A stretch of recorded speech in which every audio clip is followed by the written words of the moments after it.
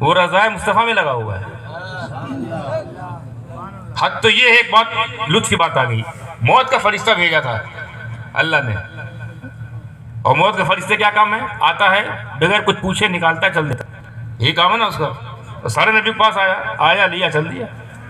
میرے نبی کے پاس بھیجا تو خاص پروٹوکول ساتھ بھیجا، لوگوں جاؤ، جانا، پوچھنا، آنا چاہے تو لانا ورنہ رہنے دینا.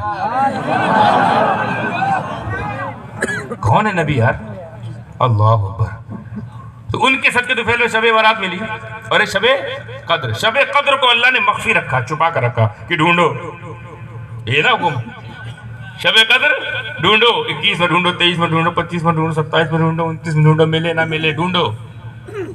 اسے چھپا کر رکھا. کیوں؟ کیونکہ اس میں کیا ہے؟ نجات ہے، مغفرت ہے. تین اسرا ہے نا، نجات، مغفرت، رحمت. تو ہر کسی تھوڑی ملے گی، ڈھونڈو ڈھونڈو. اور یہ جو ہے یہ رات اسے کھول دے، اوپن کر دیا. 15 ہی کو ملے گی، ہر بار ملے گی، لگاتار ملے گی، اور ہر بار ملے گی، لگاتار ملے گی. 15 ہی کو ملے گی. اور کیا کیا ملے گا اس میں؟ ہر مراد ملے گی. وہاں سے 3 ہے.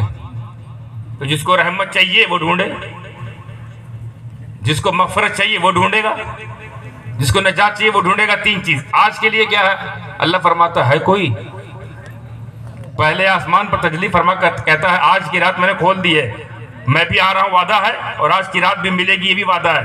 ہے کوئی جو مغفرت مان لے؟ وہاں ڈھونڈا جا رہا ہے، دیا جا رہا ہے. وہاں ڈھونڈا جا رہا ہے، یہاں دیا جا رہا ہے. کوئی جو مغفرت مانگے، ہے کوئی جو رزق مانگے، ہے کوئی جو مجھ سے اپنی مراد مانگے.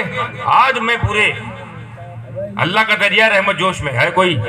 تو اب چونکہ اعلان ہے تو اعلان کا مطلب یہ ہوتا ہے کہ ایڈریس بھی ہو، جسے اعلان کیا جائے ہے جلسہ کہاں؟ یہاں پر. تو اعلان اللہ کہہ رہا ہے کوئی تو بتایا ہاں وہ دن کون سا ہے؟ 15 شعبان. ہے کوئی 15 شعبان جگتا ہوا اور اس حال میں کہ مانگ رہا ہو، اس حال میں کہ رو رہا ہو؟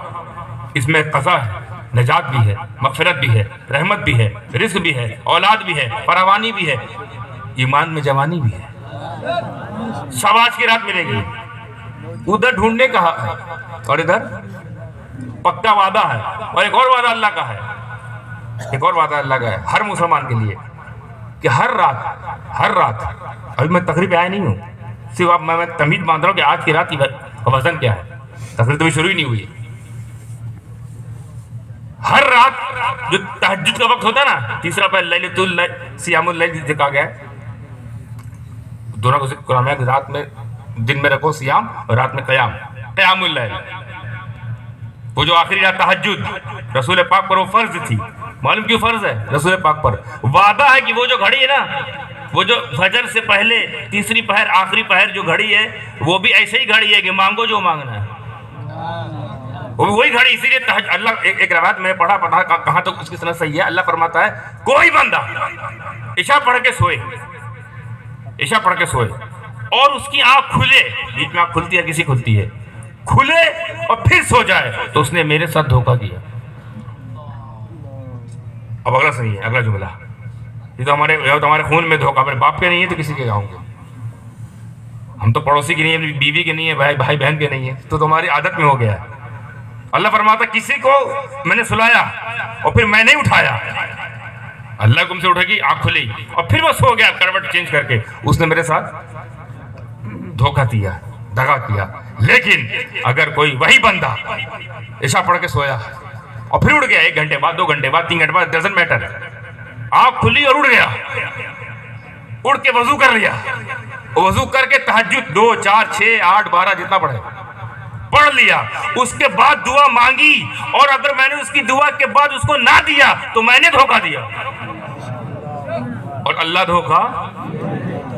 تو یہ ہر رات ایک ہے تو ہر رات کے لیے ہے.